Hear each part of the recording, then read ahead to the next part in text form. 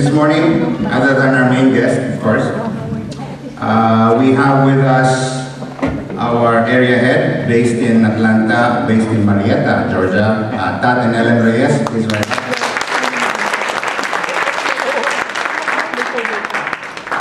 We also have from South Carolina, the area leaders from CFC and SC, in the presence of Nanding and Merly Kalandang.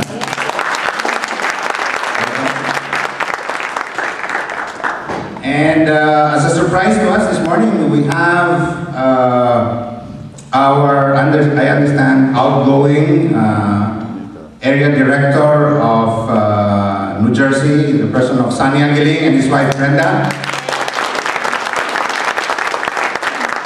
Just as an aside, by the way, Brenda is a kababayan of mine, okay, so don't mess around with her. And I think I'm not preempting things by saying that we also have as our special guest, quote unquote, because he's not really a guest, he is from here also. But in any case, we have been informed that we have a new area director in New Jersey, replacing our brother Sunny, who has stepped down, and that's in the person of Oski Banting.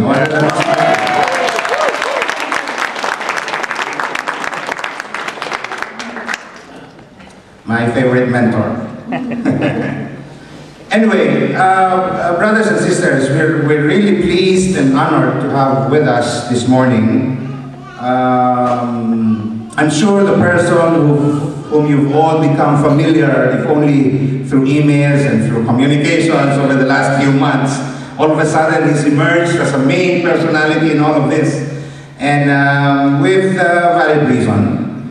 He is, of course, as you know, the newly installed, anyway, last June, newly installed CFC director, or the top servant leader of our community. And at the same time, he is also the international director, the top servant leader for all international missions of CFC.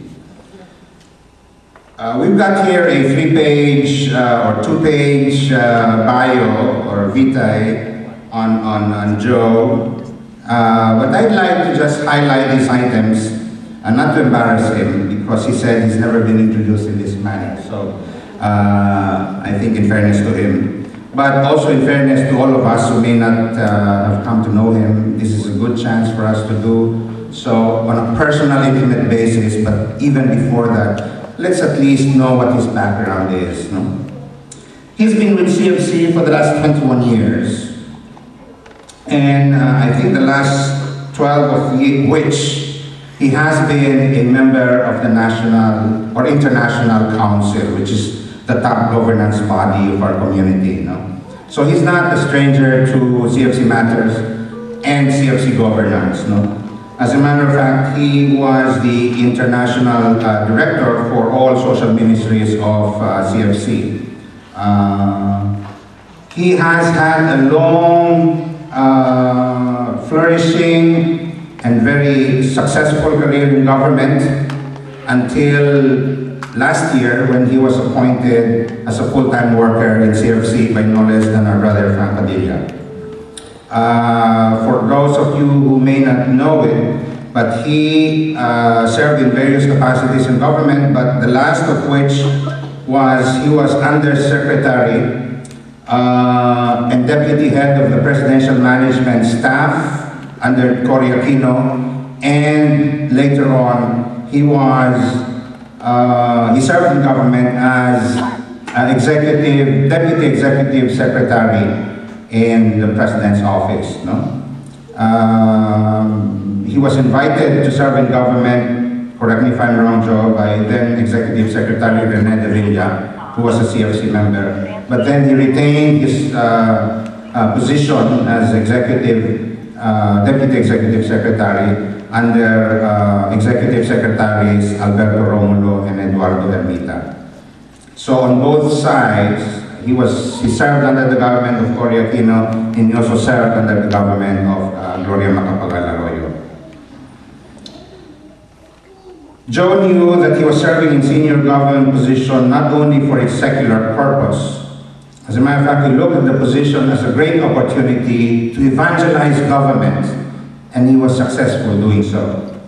Thus, under his leadership, the STMA, which is St. Thomas More Associates, led CLPs in government offices intensified.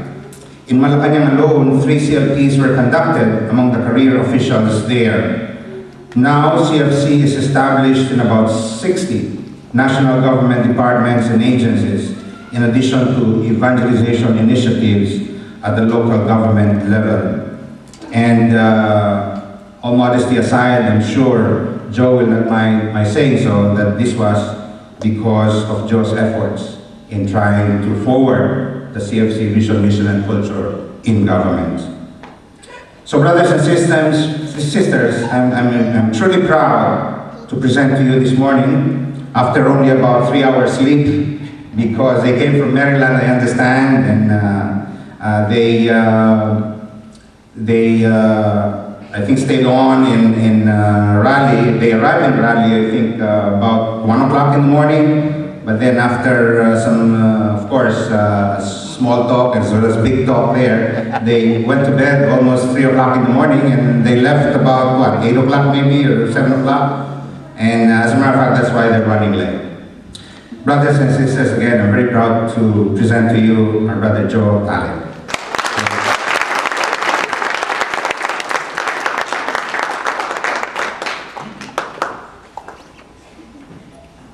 Thank you, Brother Tony. Good morning, brothers and sisters. Good morning. Maayong buntag sa mga Bisaya. Maayong buntag. That sounds like German too. Guten Tag.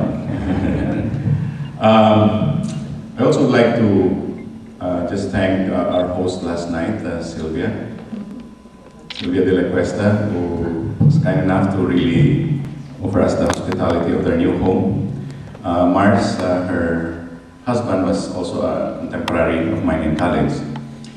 Brothers and sisters, I'd like to just share with you my great joy and happiness to be here. This was not in the original itinerary, if you will, of my coming here, but I'm so happy I got part of it, because well, this is my very first time to be in North Carolina. I've had a few trips to the US, but my first time here. And just as we were entering the room, I felt right at home, thanks to all of you. I met a lot of kababayans, even from my birthplace in